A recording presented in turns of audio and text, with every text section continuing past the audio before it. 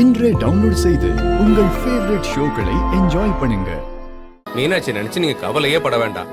போய் நிம்மதியா தூங்குங்க. அட போங்க மதினி. சரி போமா. சக்தி, எனக்கு ஒரு காஃபி கிடைக்குமா? நான் என்னைக்குங்க உங்களுக்கு கிடைக்காதுன்னு சொல்லியிருக்கேன். இருங்க எடுத்துட்டு வரேன். ஜீவா உனக்கு எடுத்துட்டு வரவா? வேண்டாமா, ரொம்ப டயர்டா இருக்கு. நான் போய் படுத்துக்கிறேன். சரி நீ போ, படுறா. நான் எடுத்துட்டு வரேங்க.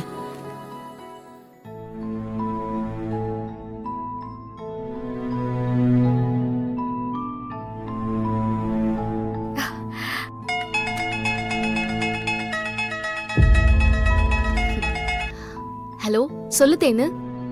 மீனாட்சி, நான் ரொம்ப பயந்துகிட்டே இருந்தேன். ஜீவா வந்து நீ ஹாஸ்டல்ல தங்கியிருக்கேன்னு சொன்னதும் தான் எனக்கு நிம்மதியே வந்துச்சு. நீ பயப்படாத. நான் கயலோட ஃப்ரெண்டு தங்கி இருக்கிற ஹாஸ்டல்ல தான் இருக்கேன். கயலும் இங்க தான் இருக்கா. அவகிட்ட கூட அக்கா பேசணுமா? கொடுங்க. ஹலோ, சொல்லுங்க நீ.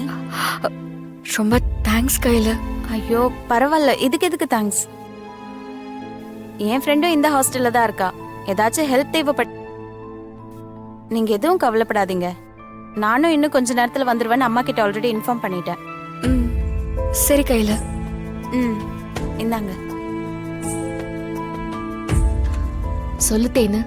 மீனாட்சி, உனக்கு அங்க வசதியா இருக்கா? எதுவும் சிரமமாலாம் இல்லையே?